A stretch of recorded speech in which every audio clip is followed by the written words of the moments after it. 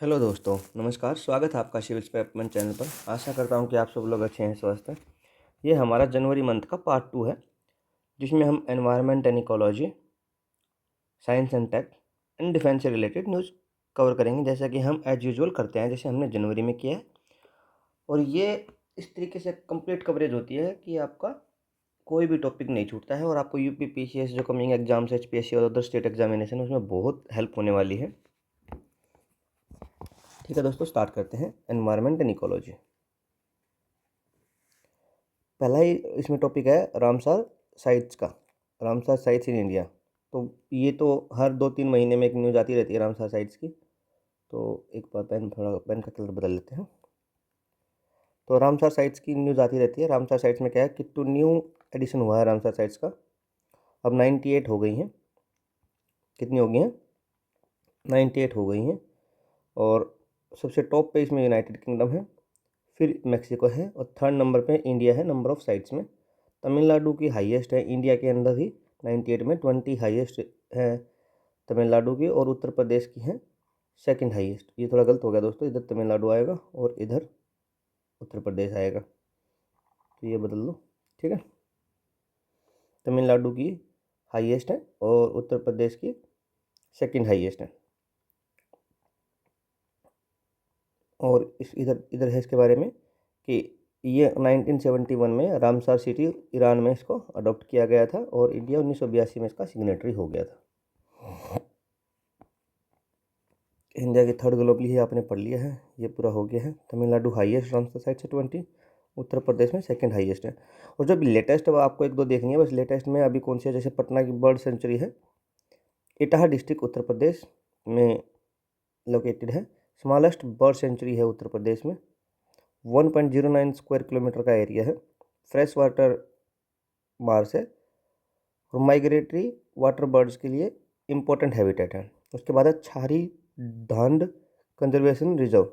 ये कहाँ पे है? कच्छ डिस्ट्रिक्ट, गुजरात में है। वो इतना याद रखना, इससे ज़्यादा तो नहीं याद रखना।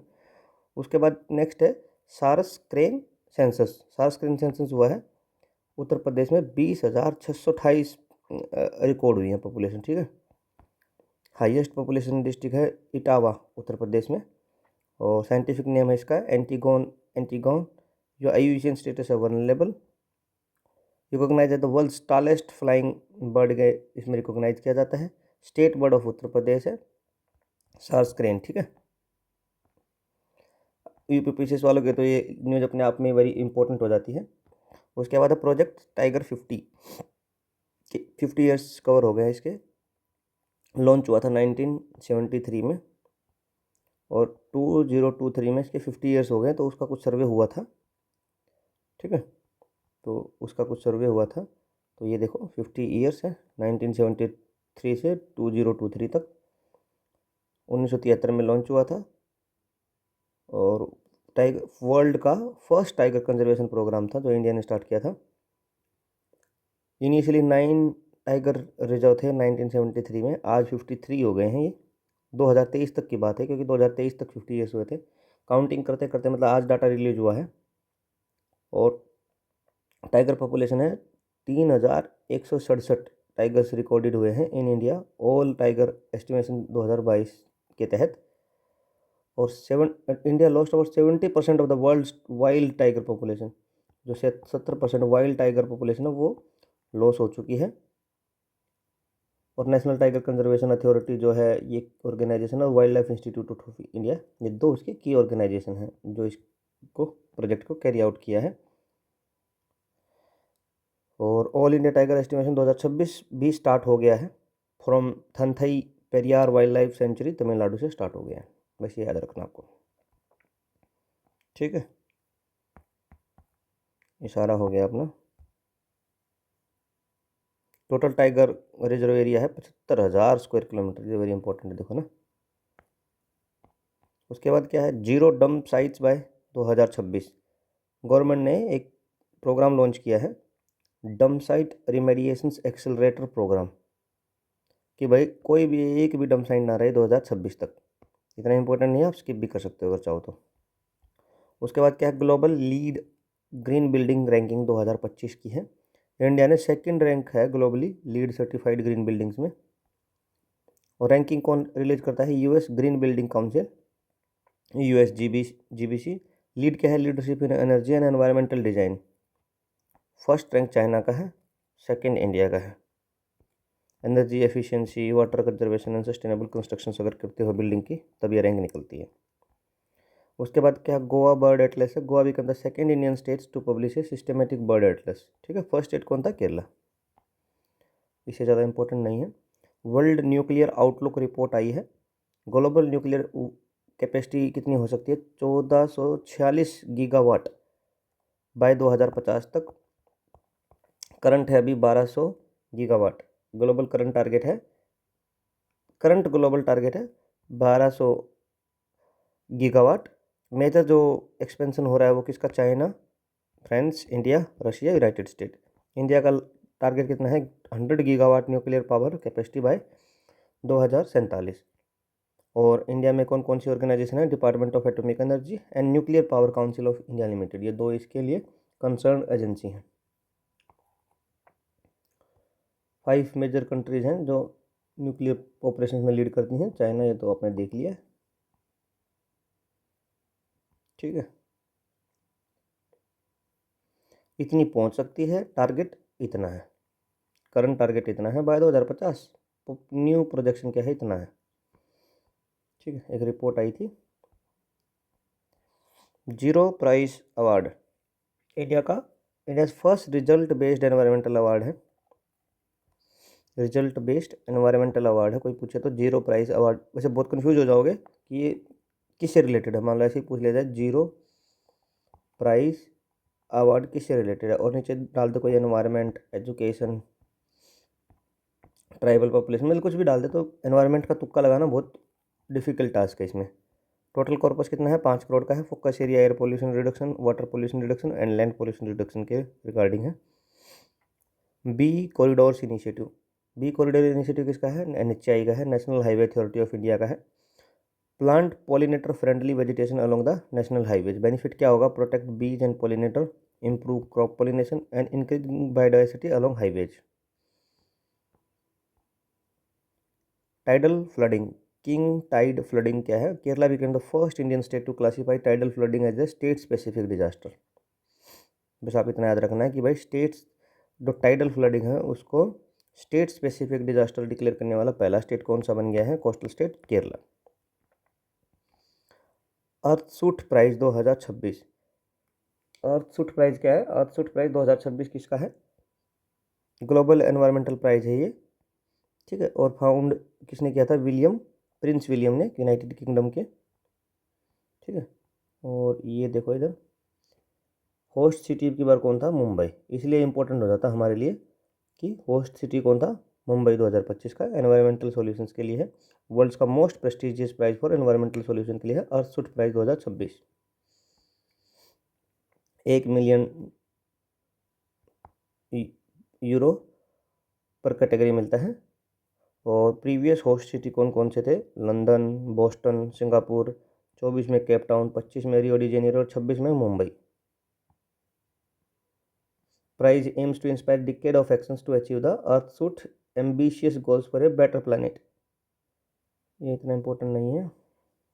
ठीक है,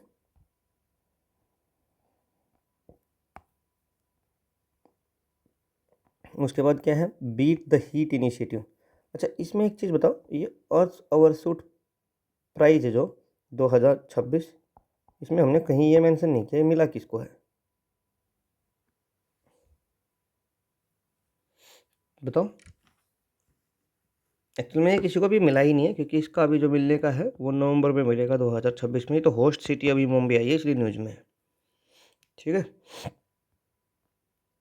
बीट द हीट इनिशिएटिव किसका है? क्लाइमेट एडॉप्शन प्रोग्राम है, यूएनईपी ने इसको अडॉप्ट किया है, यूनाइटेड नेशनल एनवायरनमेंट प्रोग्राम ने। 30 cities in Maharashtra join the initiative, Maharashtra में हुआ है और 30 सिटीज ने इसको ज्वाइन किया है। Net zero village, net zero village का मतलब क्या होता है कि भाई जितना एमिशन कर रहे हैं उतना ही सिक्वेस्ट्रेशन कर रहे हैं कार्बन का, मतलब उतना ही कार्बन को रिमूव कर रहे हैं ना। Net zero means total carbon emissions equal to total carbon removal. और इसमें एक बेलाग्राम विलेज है महाराष्ट्र का, वो इंडिया का first net zero emission village बन गया है, achieved through solar energy, afforestation and sustainable energy. उसके बाद क्या है, चीता री इंट्रोडक्शन प्रोग्राम है। चीता री इंट्रोडक्शन प्रोग्राम को ये देखेंगे यहाँ से इन्फोग्राफिक से, ठीक है। चीताज आर बैक इन इंडिया, और 2 बार इसका प्रोग्राम चला है। अभी 38 इंडिविजुअल्स हैं चीता के हमारे यहाँ पे, ठीक है। Restoring seeds and rebuilding ecosystem, चीता री इंट्रोडक्शन प्रोग्राम। नामीबिया और साउथ अफ्रीका से हम इसको ले आ रहे हैं। ट्रांसलोकेशंस कैरिड आउट इन 2022 में और 2023 में हुई है। National tiger conservation authority with environment ministry, environment forest and climate change ministry के साथ इसको इम्प्लीमेंट कर रही है। और एक न्यू कब्स बोर्न हुआ है कूनो नेशनल पार्क मध्य प्रदेश में, और कूनो में ही इसका रीइंट्रोडक्शन हुआ था, ठीक है। उसके बाद कोई इम्पोर्टेंट,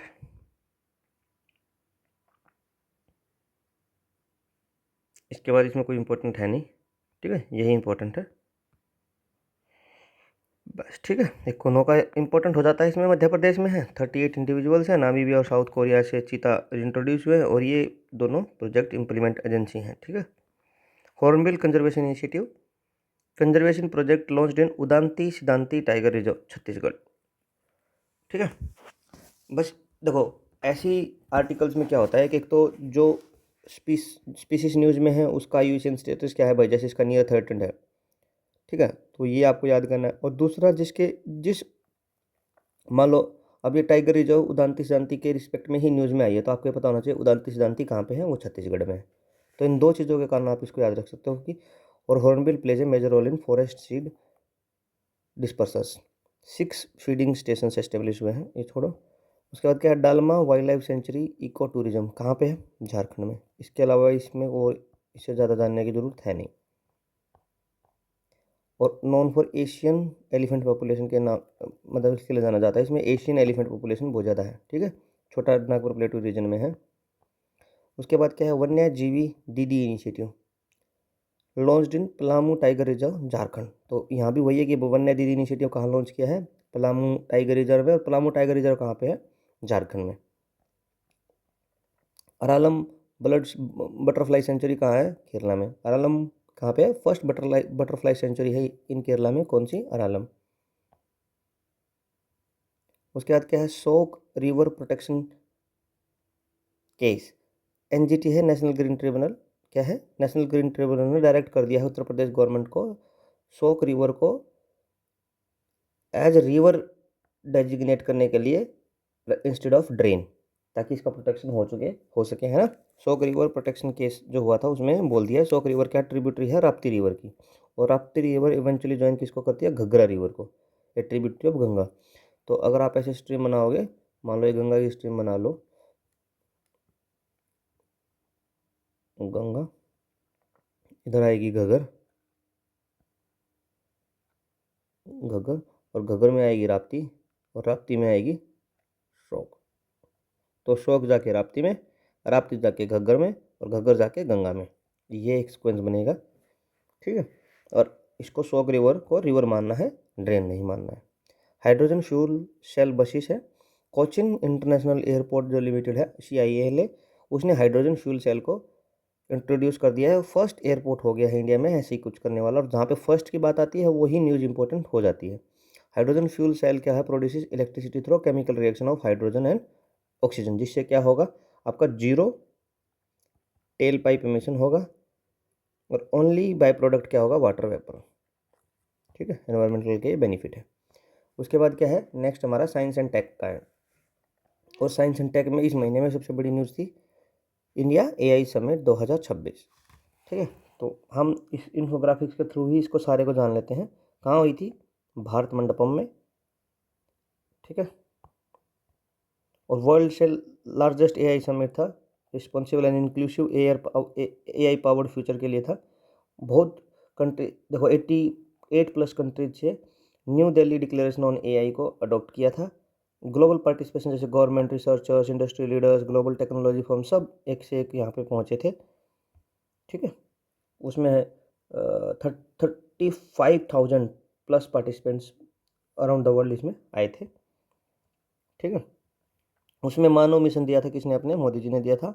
इसका मतलब क्या है कि भाई, अब पूछ सकता है कि भाई मानव मिशन रिसेंटली किससे रिलेटेड है? एआई से रिलेटेड है। किसने दिया था? मोदी जी ने दिया था। Moral and ethical system, accountable governance, national sovereignty, accessible and valid and legitimate.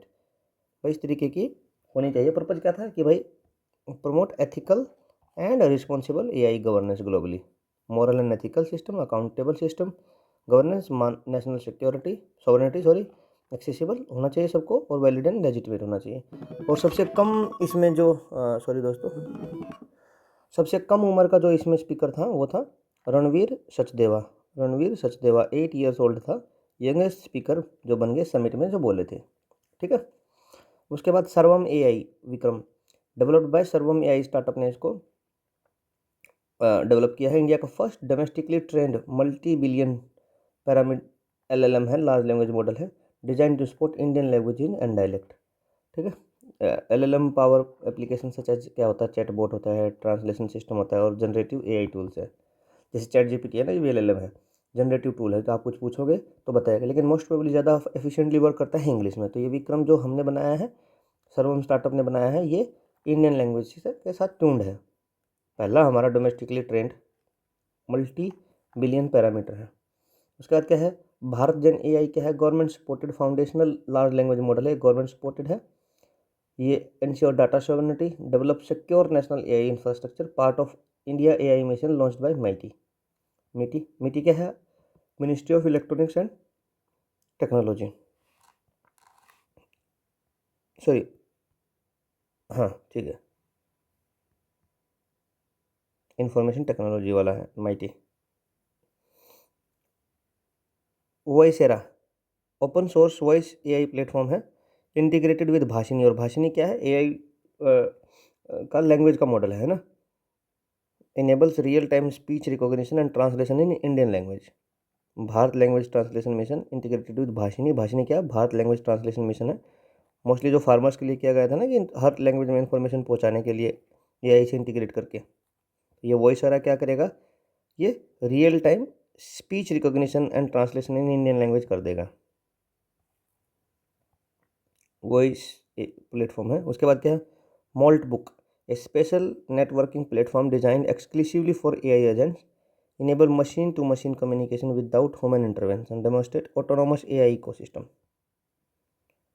सही क्या है? देखो सही न्यूज़ में आया था, strategy for AI in health care. तो सही क्या है? Strategy for AI in health care, launch by ministry of health and family welfare ने इसको लॉन्च किया। ऑब्जेक्टिव क्या है? Integrate AI in medical diagnostic and hospital ecosystem. तो सिंपल वन लाइनर क्वेश्चन आ जाएगा कि सही वाज रिसेंटली न्यूज़ क्या है? ये भाई स्ट्रेटजी है for AI in health care, medical imaging, health care analysis, disease dissection, इन सब में यूज होगा। उसके बाद बोध क्या है? Benchmarking open data platform for health AI, ये भी हेल्थ एआई के लिए है, आईआईटी कानपुर ने इसको डेवलप किया है। Provides open data and benchmarking tool for health care AI models. ठीक है। उसके बाद क्या है? सुजीविका पोर्टल। सुजीविका पोर्टल में क्या है? AI enable biotechnology database portal है, tracks important biotechnology products and research information, helps regulate biotech innovation and product safety. Sujeevika, सुजू सुजीविका, तो यही पूछा जा सकता है कि भाई सुजीविका क्या है? रिसेंटली न्यूज़ में था भाई, AI enabled biotechnology database portal है। ये वन लाइनर इन्फॉर्मेशन है सारी। ये एमआईटी की फॉर्म है, जो मैंने ऊपर बताया था कि ministry of electronics and information technology. Satya portal किसका है? Standardisation testing and quality certification है, ensure transparent certification of IT and digital product.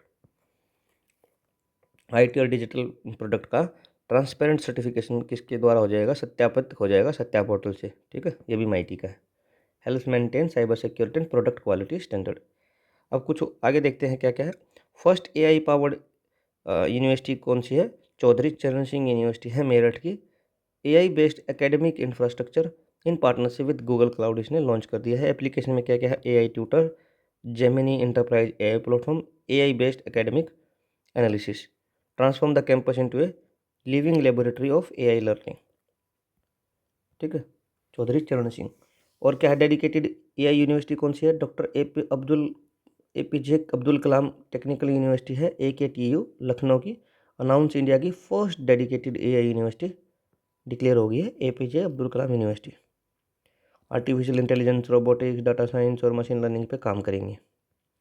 ठीक है, ये पूरा कंप्रिहेंसिव आर्टिकल था दोस्तों। AI का जो पूरा सबमिट हुआ था उसके रिगार्डिंग जो न्यूज़ में आया था, इंपॉर्टेंट चीज़ें मैंने आपको इसमें बता दी हैं। और सबसे इंपॉर्टेंट इसमें ये है कि सही और बोध, ये ध्यान से पढ़ लेना। ठीक है, उसके बाद क्या है, हेवन 1 स्पेस स्टेशन वर्ल्ड का first private commercial space station है, developed by Vast space in collaboration with SpaceX। Launch plan कब तक है, 2027 तक है। Demonstrate commercialisation of space infrastructure, world का first private commercial space station है, ये याद रखना आपको, हेवन 1 स्पेस स्टेशन। ठीक है, इसलिए न्यूज़ में इंपॉर्टेंट हो जाता है।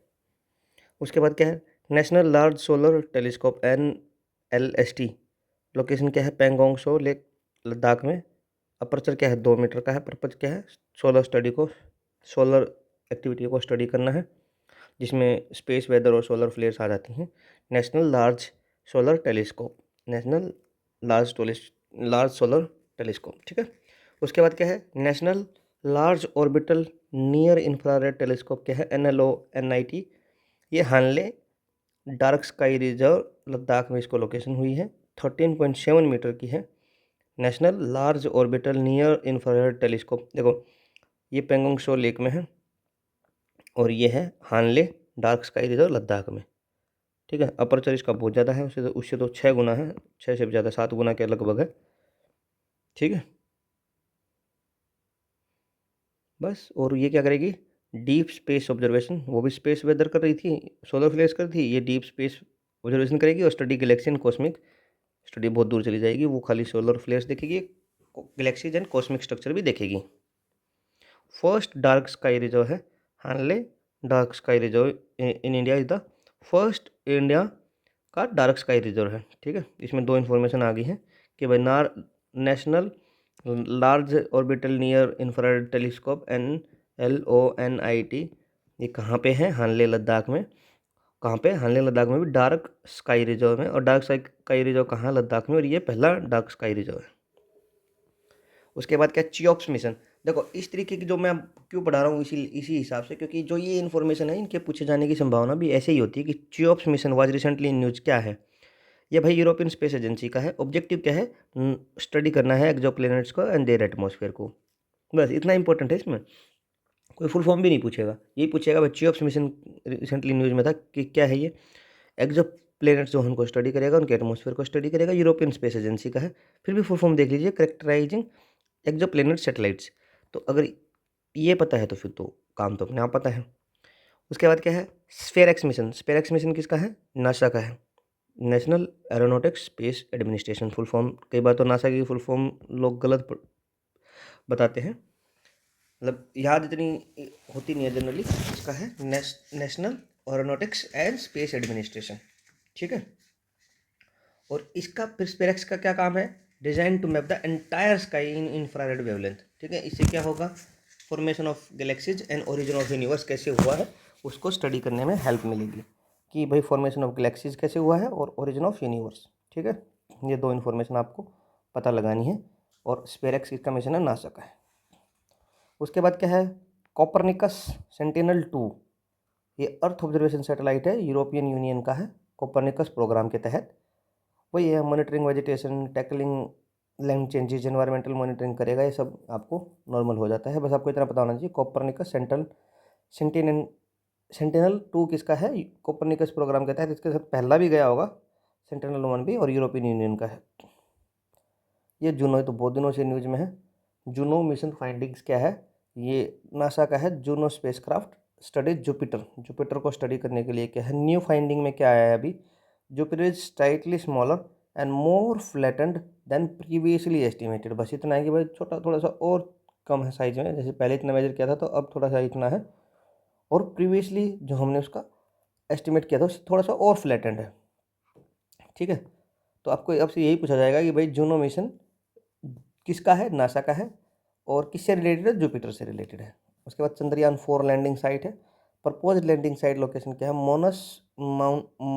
Mouton plateau near Mons south pole. South pole में ये एक जगह है, मोन्स माउंटन प्लेटू, याद रखना आपको।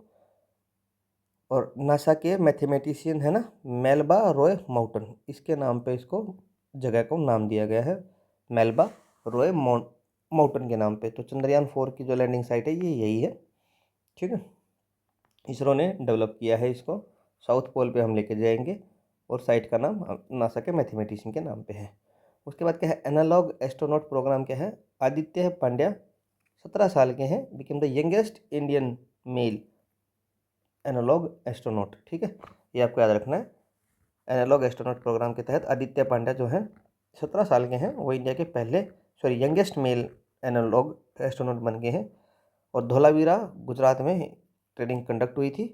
एनालॉग एस्ट्रोनॉट क्या है, ये simulate space mission on earth, ये स्पेस मिशन को अर्थ पे सिमुलेट करते हैं। मान लो ऊपर कुछ भी एस्ट्रोनॉट जो करता है जाके, वो उसको नीचे ऐसे ही सेम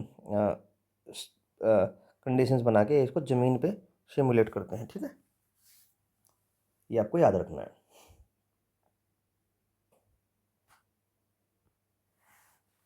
ठीक, आगे नेक्स्ट आर्टिकल है हमारा, national biobank for lysosomal storage disorder. Ahmedabad में ये बायोबैंक का इस्टेब्लिश हुआ है, लायोसोमल स्टोरेज डिसऑर्डर। किसने इसको डेवलप किया है, foundation for research and genetics and endocrinology, fridge ने इसको फंडेड किसने किया है, डिपार्टमेंट ऑफ बायोटेक्नोलॉजी। एक्सप्लेनेशन थोड़ा देख लीजिएगा, lysosome storage disorder are rare genetic disease caused by enzyme deficiency, ठीक है, आपको याद रखना है। टॉक्सिक मेटाबॉलिक सब्सटेंसेस जो होता है वो सेल में इकट्ठा हो जाता है, जिससे ये इसकी कमी से, एंजाइम डेफिशिएंसी की कमी से आता है, ठीक है। उसके बाद क्या है, Kyasanur forest disease KFD vaccine develop कर दी है Indian council of medical research ने, Indian council of medical research ने, ICMR ने। 2 डोज इनएक्टिवेटेड वैक्सीन है, ऑल्सो कॉल्ड मंकी फीवर भी बोलते हैं इसको। टिक बोन वायरल डिजीज है, found in western Ghat region. Tick borne viral disease है, Kyasanur forest disease western Ghat में ज़्यादातर पाई जाती है। ICMR ने इसके लिए डेवलप कर दी है क्या, 2 डोज इनएक्टिवेटेड वैक्सीन। ये बहुत ज़्यादा न्यूज में थी, सिमाग्लुटाइड अप्रूवल, किसने, CDSO ने इसको अप्रूवल कर दिया। देखो इसके बारे में इधर पढ़ते हैं, सिमाग्लुटाइड अप्रूवल हो गया है। अप्रूव किसने किया है, CDSO ने, सेंट्रल ड्रग स्टैंडर्ड और कंट्रोल ऑर्गेनाइजेशन, ठीक है। Type 2 diabetic and obesity India के लिए इसको अप्रूवल मिल गया है, ठीक है। और how it works, mimics the GLP hormone, increase insulin secretion, reduces glucagon secretion, slow stomach emptying, reduce appetite, help in weight loss, बहुत सारी चीज़ें हैं। प्रोबेबल साइड इफेक्ट क्या क्या हो सकते हैं, नोजिया हो सकता है, वोमिटिंग हो सकती है, डायरिया हो सकता है, कॉन्स्टिपेशन हो सकता है। CDSO ने अप्रूव कर दिया, इससे ज़्यादा इसमें कुछ है नहीं, ठीक है। वैसे इसमें थोड़ा होना चाहिए था सिमाग्लुटाइड के बारे में। आप कमेंट सेक्शन में बताना कि ये है क्या, मतलब किसने इसको डेवलप किया है क्या, ठीक है। देखो इधर है, ये GLP-1 रिसेप्टर है, agonist that helps regulate blood sugar levels and reduce appetite, ठीक है। उसके बाद क्या है, HPV वैक्सीन प्रोग्राम है, ये तो 14 ईयर्स ओल्ड गर्ल है उनके लिए इंट्रोड्यूस किया है। ह्यूमन पेपिलोमा वायरस से सर्वाइकल कैंसर जो खोज करता है, उससे बचाने के लिए नेशनल इम्यूनाइजेशन प्रोग्राम स्टार्ट हुआ है ना। उसके बाद है एक्सपोजोम कंसेप्ट। एक्सपोजोम क्या है, refers to the total environmental exposure experienced by a person during life time. पूरी लाइफ टाइम में आपको कितना एनवायरमेंटल एक्सपोजर हुआ है उसको बोलते हैं एक्सपोजोम्स। तो यही न्यूज़ आ जाएगा कि एक्सपोजोम क्या है, रिसेंटली न्यूज़ में था एक्सपोजोम वर्ड क्या है। तो ये क्या क्या है भाई, जैसे इसमें मान लो पोल्यूशन, डाइट, लाइफस्टाइल और केमिकल एक्सपोजर कितना हुआ, ये सारा इन फैक्टर से इंक्लूड करके भाई कितना एनवायरमेंटल एक्सपोजर हुआ है एक पर्सन को लाइफ टाइम में। न्यू एप्लीकेशन कुछ लॉन्च हुई हैं रिलेटेड टू, ये AI से ही रिलेटेड है, और बल्कि ओशन से रिलेटेड मैं बोलूँगा। देखो इधर है, ठीक है। पहला AI and data driven solution for ocean safety resilience and sustainability. पहले क्या है, जेली एप, जेली AAIP। तो AI system to track jellyfish bloom in ocean, an advanced AI-powered system that direct monitor and forecast jellyfish blooms to help protect marine ecosystem, coastal industries and communities। ठीक है। की feature क्या है भाई, using satellite data, ocean sensors, AI and ML models. इसके अलावा इसमें भी कोई खास नहीं है। उसके बाद नेक्स्ट है समुद्रा 2। ये भी क्या है, ओशियन एडवाइजरी सर्विस है for fisherman and maritime safety. ठीक है, नॉर्मल है। उसके बाद है सिवास, swell surge inundations vulnerability advisory system. AI और मशीन लर्निंग बेस्ड सिस्टम है that predicts and visualise coastal flooding risk due to swell and storm surges. ठीक है, ये आपको देख लेना है, इससे ज़्यादा कोई देखना ही नहीं है। तीनों एप्लीकेशन आपको पता लगी कि भाई स्वेस की फुल फॉर्म क्या है, शिवास की, समुद्रा की और जेली ऐप की। कोस्टल फ्लडिंग रिस्क को प्रेडिक्ट करता है। उसके बाद क्या है, neophyte ID app, Kerala government ने इसको डेवलप किया है। Uses artificial intelligence to identify invasive plant species, very important. Focus क्या रहेगा, वेस्टर्न घाट बायोडाइवर्सिटी हॉटस्पॉट इसका फोकस एरिया रहेगा। Neophyte ID app. Project vault US led initiative है to stockpile rare earth and critical mineral के लिए, को stockpile करने के लिए। Reduce global supply chain dependence on China. Critical mineral include क्या है, लिथियम, कोबाल्ट और ये सब क्रिटिकल मिनरल, निकल और रेयर अर्थ एलिमेंट है। वैसे तो मैंने आपको पहले भी बताया कि रेयर अर्थ एलिमेंट तो सेम होते हैं, critical mineral country to country differ कर सकते हैं। ठीक है, तो प्रोजेक्ट वोल्ट किसका है, USA लेड है, इतना याद रखना आपको। उसके बाद क्या है, micro nuclear reactor transport. United state airlifted A micro nuclear reactor via cargo aircraft, demonstrate rapid development of the capability of compact nuclear power system. मतलब इस तरीके से क्या होता है कि आपको पता लग जाता है कि न्यूक्लियर पावर को आप एयरलिफ्ट करके कहीं और भी लेके जा सकते हो। तो रिमोट मिलिट्री बेसिस में, डिजास्टर रिलीफ जोन्स में और स्पेस मिशन में ये कितना यूजफुल हो सकता है आप ये देख सकते हो। पावर के लिए बेसिकली, अगर आपको न्यूक्लियर अटैक करना हो तो उसके लिए भी मान लो आपका न्यूक्लियर पावर सेंटर है न्यू दिल्ली में और आपको अटैक करना है चाइना बॉर्डर पे, तो अगर एयर लिफ्ट करके कार्गो एयरक्राफ्ट के तहत ये जा सकता है, तो आप पूरी की पूरी न्यूक्लियर पावर को, न्यूक्लियर रिएक्टर को कहाँ पे चैनलाइज कर सकते हो, पूरी सिस्टम को आप चाइना बॉर्डर पे। तो उस सेंस में ये इंपॉर्टेंट हो जाता है कि रैपिड डिप्लॉयमेंट ऑफ कैपेबिलिटी हो सकती है न्यूक्लियर पावर की। एपीबेटाडाइन न्यूरोटॉक्सिस, ये हाईली पोटेंट नेचुरल न्यूरोटॉक्सिन है extracted from the poison dart frogs. Extremely powerful pain killer है, compound stronger than the morphine, morphine से भी स्ट्रोंगर है। क्या है ये, पेन किलर है, बस आपको इतना याद रखना है, पेन किलर है। पॉइजन डार्ट फ्रॉग से इसको एक्सट्रैक्ट किया जाता है, नेचुरल न्यूरोटॉक्सिन है एपीबेटाडाइन। ठीक है, आज का ये लास्ट है, क्या है, defence and military exercises. Major military exercise देख लो, मिलान 2026 30th एडिशन था। इंडियन नेवी ने इसको होस्ट किया था, विशाखापट्टनम आंध्र प्रदेश में। यहीं से जब वो जो लोग जा रहे थे ना अपने देना वन कुछ करके, सुना भी हो न्यूज़ में, जब उस पर अटैक हो गया था, US टॉर्पीडो से अटैक हो गया था, तो वो यहाँ से मिलान एक्सरसाइज करके ही जा रहे थे वो ईरानियन सोल्जर्स। ठीक है,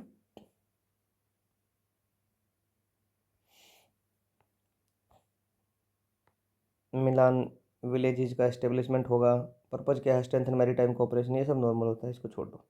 अब देख लेना एक बार इन्फोग्राफिक से। स्पेशल फीचर क्या, establishment of Milan villages to host foreign delegations and naval officers, first conduct हुई थी 1995 में। उसके बाद वायु शक्ति, वायु शक्ति किसकी है, इंडियन एयरफोर्स की है। Major fire power demonstration exercise है। लोकेशन क्या है, Pokhran field firing range Rajasthan में। कंडक्टेड बाय इंडियन एयरफोर्स ने इसको कंडक्ट किया है। Demonstrate Indian air force combat capability को ये डेमोन्स्ट्रेट करता है, वेरी नॉर्मल है। अग्नि परीक्षा एक्सरसाइज, जॉइंट एक्सरसाइज कंडक्टेड किसने की है, इंडियन आर्मी ने और ITBP ने। ITBP क्या है, इंडियो तिब्बतन बॉर्डर पुलिस है, जो 1962 में एस्टेब्लिश हुई थी आफ्टर इंडो चाइना वार। और हुई कहाँ है? अरुणाचल प्रदेश में सिगार एंड तेजू सेक्टर में। हाई एल्टीट्यूड वॉरफेयर और बॉर्डर डिफेंस ऑपरेशन पे इसका फोकस है। उसके बाद है वज्र प्रहार। वज्र प्रहार किसके साथ है भाई? यूएसए के साथ है अपनी। 16th एडिशन हुआ था कहाँ पे? बकलोहो हिमाचल प्रदेश में। जितना मैं बता रहा हूँ ना इसमें उतना ही इम्पोर्टेंट है। ज़्यादा करने जाओगे भाई क्यों हुई, काउंटर टेररिज्म क्या एनहेंस करना, बहुत ज़्यादा हो जाएगा। नोट्स में डाल दिया, पढ़ लेना। उसके बाद क्या है? खंजर 13। देखो सामने लिखा 13th एडिशन है खंजर का। लोकेशन क्या है? मिसामारी असम में। किस किस के बीच में है? India and Kyrgyzstan. India and Kyrgyzstan के बीच में है। मिसामार्ट असम में है।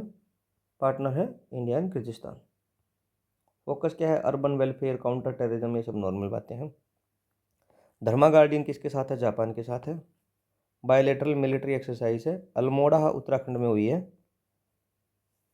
ठीक है। जापान के ग्राउंड सेल्फ डिफेंस फोर्सेस में भी आई हैं, JGSDF।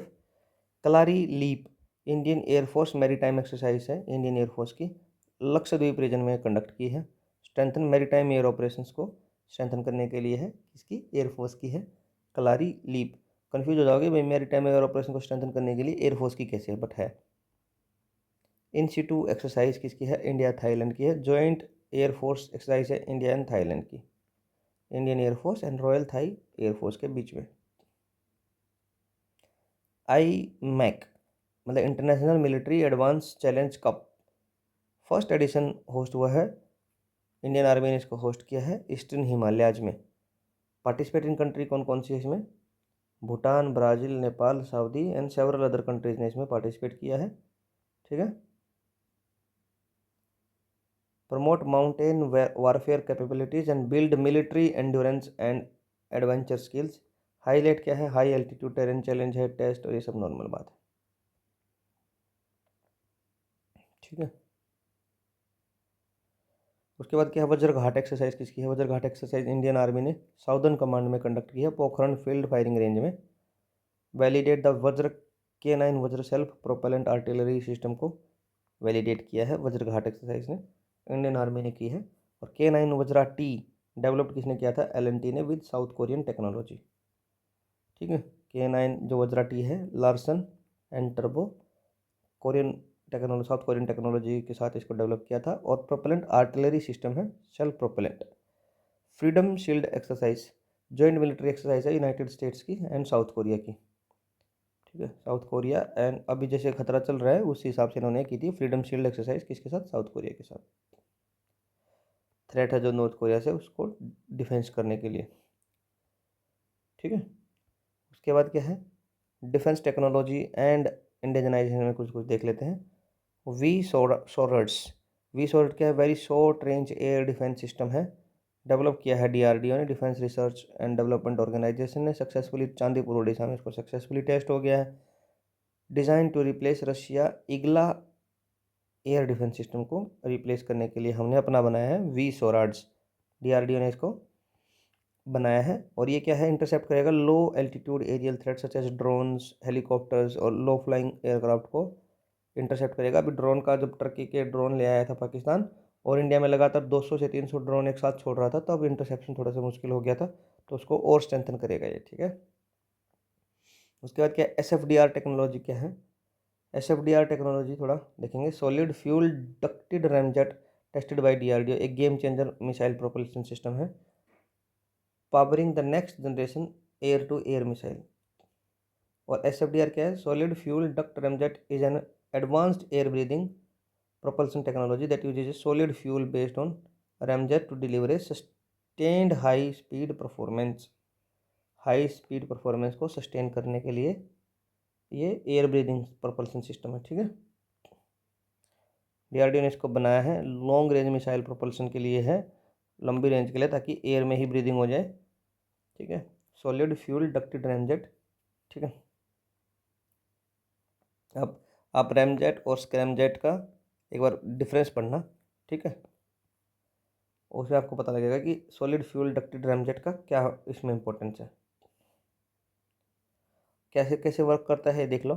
SFDR integrate A solid fuel ramjet with in A ducted engine. Air intake होता है, air intake high speed air enters the duct फिर क्या होगा, कंबशन चैम्बर होगा एक, यहाँ से एयर जाएगी, यहाँ से कंबशन चैम्बर है। Solid fuel burns provides energy to combustion, और नोजल से hot gas exhaust produce thrust to for high speed light. मतलब जैसे ही फिर इसमें थर्स्ट होगा गैस का, उसे फिर हाई स्पीड मिलेगी। ठीक है। The absence of moving parts in ramjet ensure reliability, simplicity and high thrust. ठीक है।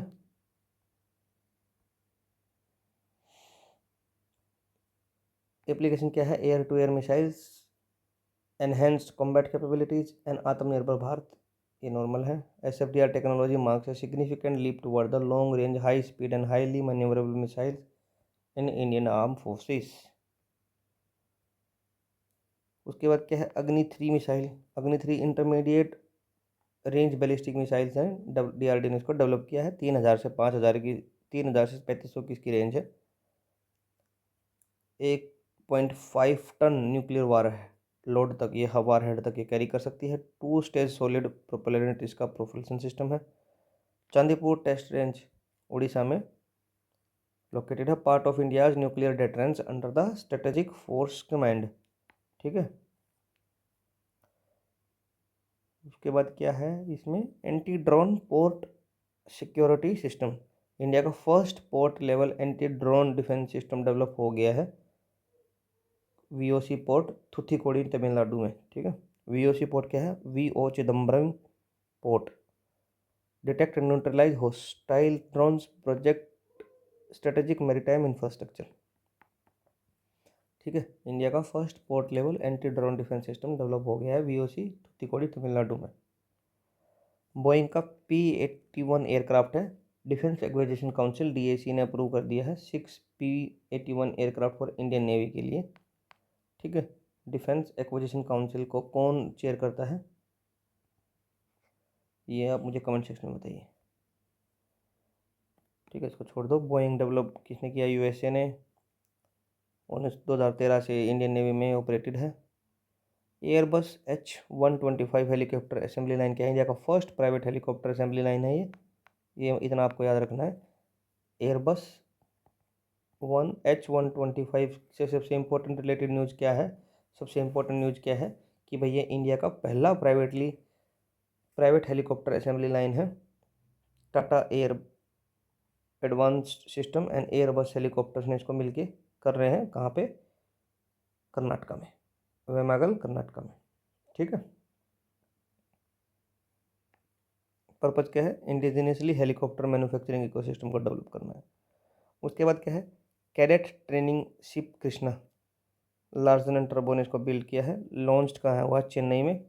ट्रेनिंग फॉर नेवल कैडेट्स के लिए ट्रेनिंग देता है। Named after Krishna river, India का 3rd लॉन्गेस्ट रिवर जो है उसके बेस पे इसको नाम दिया है कैडेट ट्रेनिंग शिप कृष्णा। उसके बाद कुछ नेवल प्लेटफॉर्म और वार हेडशिप देख लेते हैं। पहला है INS अर्नाड़ा, इंडिया का first anti submarine warfare shallow water craft है। क्या है, first anti submarine warfare ASW shallow water craft में है। Garden research and ship builder and engineering ने GRSC ने इसको बिल्ड किया है। Detect neutralise enemy submarines in the coastal water, ये आपको याद रखना है। वाटर सबमरीन्स को न्यूट्रलाइज करेगा, पहले तो डिटेक्ट करेगा फिर न्यूट्रलाइज कर देगा कोस्टल वाटर्स में।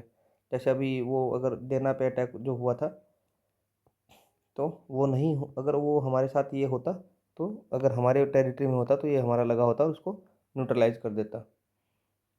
INS अजनदीप अनदर ASW है, shallow water craft build by GRSC।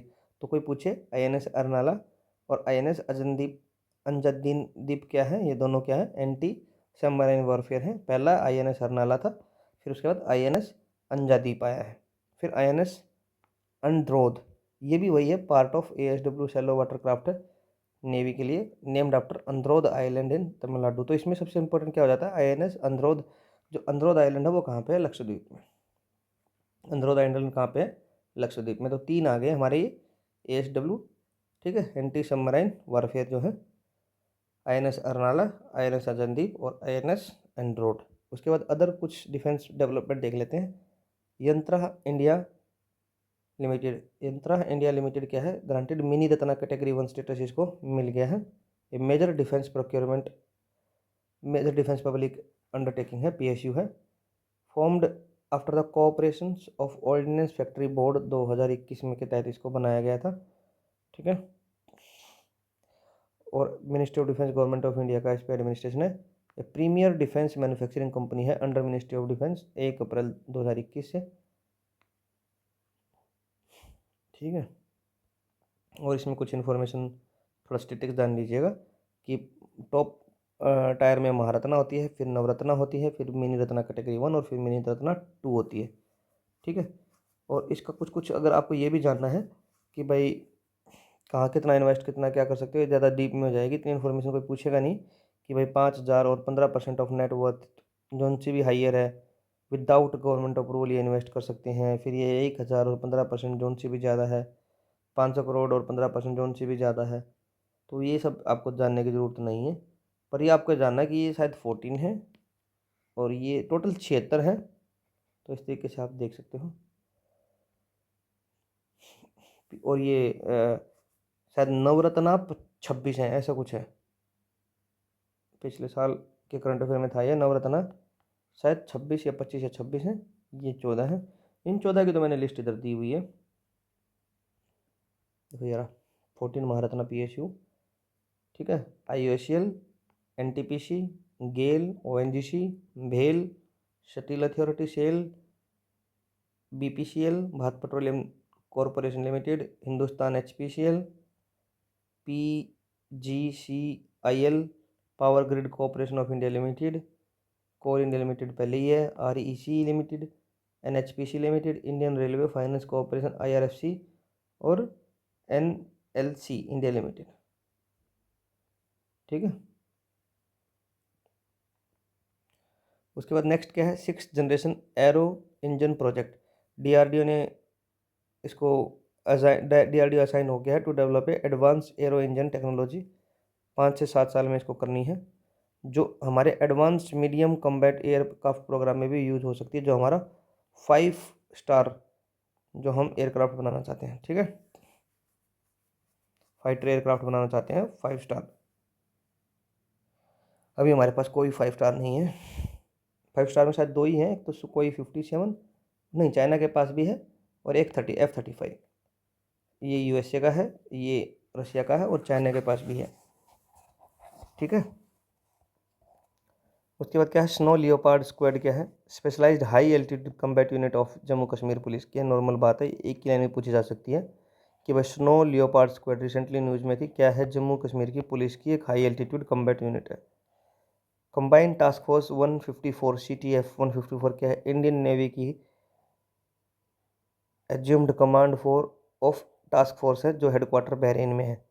Protect maritime security in Red Sea regions and part of combined maritime forces का पार्ट है, रेड सी में प्रोटेक्ट करता है मैरीटाइम सिक्योरिटी को। कंबाइंड टास्क फोर्स 154 बहरीन में headquarter, ठीक है। नेक्स्ट है Sayyad 3G missile, Iranian air defence missile system है सैयद। इनके 2 ही आए थे, एक तो एयर डिफेंस न्यूज़ में आया था और दूसरा इनका न्यूज़ में आया था वो शाहिद करके था इनका ड्रोन, ठीक है। उसके बाद क्या है, CJ-1000 missile, Chinese hypersonic cruise missile है। CJ-1000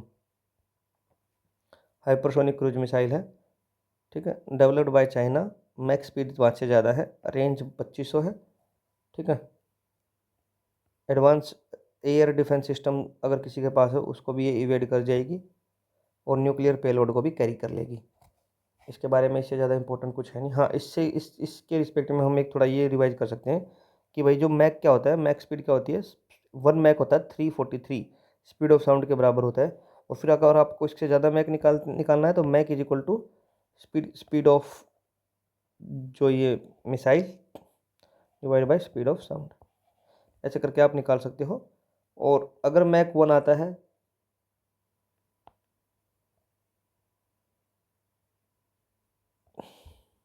ये तो थोड़ा गलत कर दिया इसने, ये सब सोनिक है, लेस देन 1 मैक है। सुपरसोनिक है 1 से 5, हाइपरसोनिक है 5 से 10 और हाइपरसोनिक है वो मैक 10 या 10 से ज़्यादा भी है। तो आपको सबसे ज़्यादा किसकी है, सबसे ज़्यादा रशिया की। रशिया की एक मिसाइल आपने पहले पढ़ी हो न्यूज़ में, एवन गार्ड, देखो ये इधर है ये रशिया की, इसकी मैक्स स्पीड है 20 से 27। तो ये सबसे ज़्यादा है, 6000 किलोमीटर की इसकी रेंज है। उसके बाद कुछ और देख लीजिएगा, DF-2G चाइना की है, जिरकॉन रशिया की ही है, AGM-183A एरो USA की है, DF-17 चाइना की है। तो DF वाली चाइना की है, एवनगार्ड जिरकॉन रशिया की है। ठीक है, ये कुछ हाई स्पीड मिसाइल्स हैं वर्ल्ड में।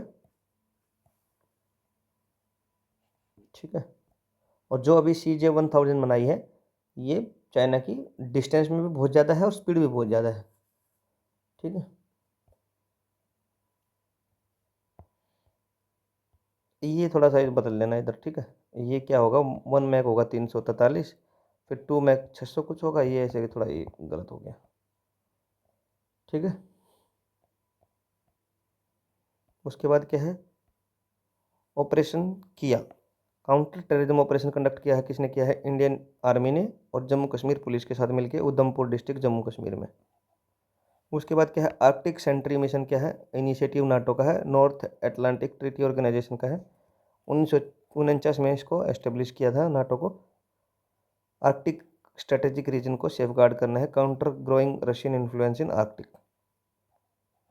ठीक है, first women Rudra helicopter pilot, captain Hansja Sharma, जो became the first female pilot to operate Rudra air armed helicopter को ऑपरेट करने वाली पहली महिला बन गई है। रुद्रा आर्म्ड हेलीकॉप्टर को ऑपरेट करने वाली कौन, कैप्टन हंसजा शर्मा।